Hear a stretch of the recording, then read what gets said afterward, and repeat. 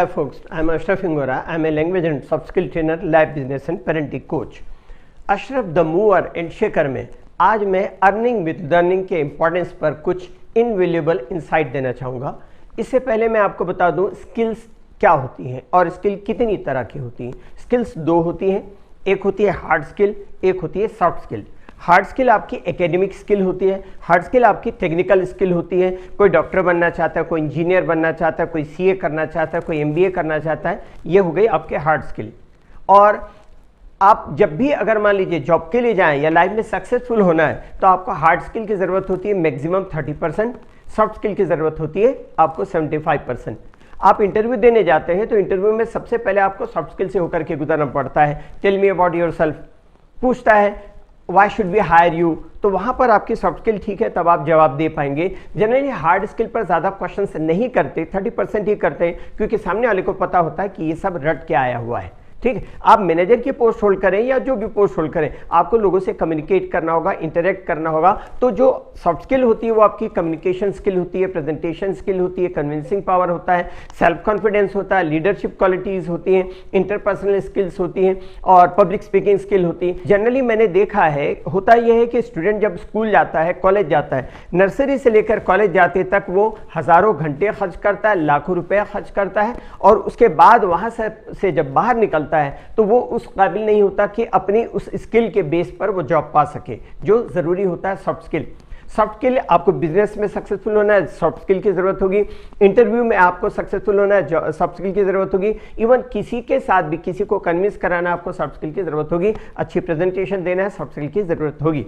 और soft skill साथ में हार्ड स्किल, अब जैसे सपोज आप एक तराजू में कोई शक्कर लेने जाते हैं तो शक्कर की तरफ बहुत झुका होगा, दुकानदार नहीं देगा। तराजू की तरफ बहुत झुका होगा, आप नहीं लोगे।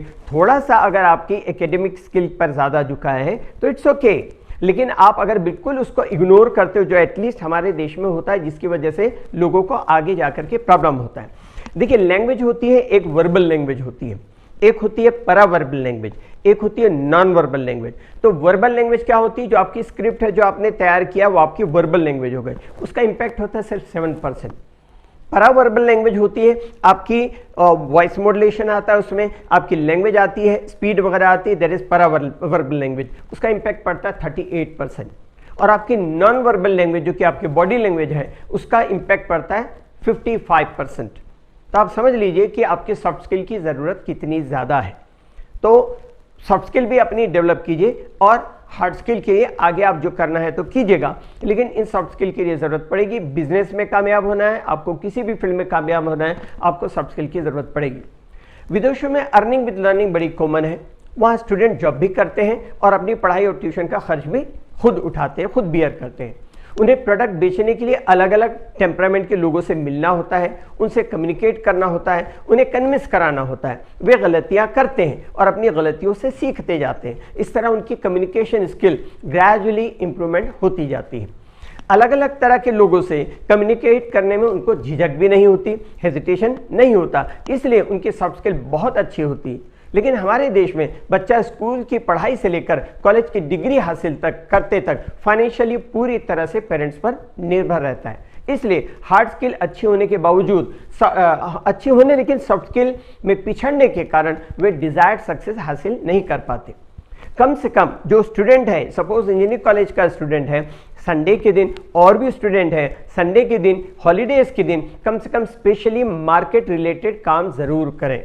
इससे आपकी language proficiency, communication, presentation, convincing skill और आपका सेल्फ कॉन्फिडेंस भी इंप्रूव होगा।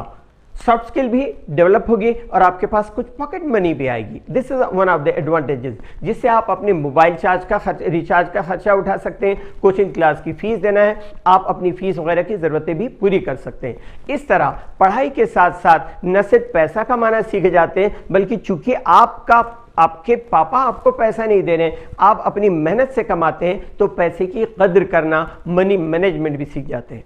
इसलिए अर्न व्हाइल यू लर्न, जब आप लर्न करते हैं तो उन स्पेशली मैं ये नहीं कह रहा हूँ कि आप अर्न करने के पीछे बैलेंस बिल्कुल बिगाड़ दें। आप जनरली होता भी है कई बार कि जब पैसा कमाने लगता है तो उधर आपकी लालच बढ़ती है, आपकी पढ़ाई छूट जाती है। ऐसा नहीं करना है, मैनेज करना है दोनों में। और आप उन डेज में, उन छुट्टियों के दिनों में जब छुट्टियां हैं या हॉलीडेज के अलावा संडे के दिन भी आपकी छुट्टी होती है, उन दिनों में आप स्पेशली ऐसा काम करें जिससे डिफरेंट लोगों से मिलना हो, डिफरेंट लोगों से कम्युनिकेट करना हो। फिर आप देखेंगे आपकी कम्युनिकेशन स्किल कितनी बेहतर होती है। आप इंटरव्यू देने जब जाते हैं तो इंटरव्यू लेने वाला एक बूढ़ा सा आदमी है, ठीक है, आप हैं यंग, आप डरते हैं क्यों? वो सवाल पूछता है, शुरुआत में सिंपल से सवाल पूछता है, tell me about yourself this and that, बड़ा आसान लगता है। अचानक कोई डिफिकल्ट सा सवाल पूछता है, आप घबरा जाते हैं। तो आप अपनी सॉफ्ट स्किल जरूर डेवलप कीजिए, लैंग्वेज प्रोफिशिएंसी इंप्रूव कीजिए, कम्युनिकेशन, पब्लिक स्पीकिंग स्किल वगैरह जरूर डेवलप कीजिए। If you want to be in success in life, whether you want to become an entrepreneur और व्हाटएवर, जो भी बनना चाहते हैं, this is most important skill which you have to develop. English के लिए आप मेरे channel English breakfast with Ashraf and soft skill के लिए Ashraf the mover and shaker को लाइक, शेयर एंड सब्सक्राइब करें। कमेंट सेक्शन में कमेंट करें, बेल आइकॉन प्रेस करें और मेरी बुक जरूर पढ़ें। Thanks for watching.